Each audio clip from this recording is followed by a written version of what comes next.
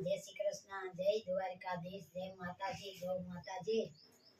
केरो समाने लखे कागर द्वारिका मोकले एरे तामे आवजो जे मारो कागर वासे ने वेला आवजो ओरे ए तमे लेजो कई हमारे संभाल तमने हो तो नहीं रे परनो रे से संभाल ने रे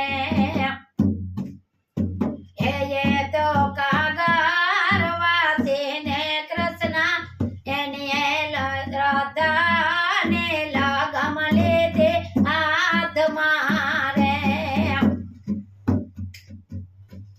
ए वेला आवजो तमे नंदना कुमार हो तो नहीं रे परनो रे से सो पालने रे मारा दादा जे लगन लगाव्या रे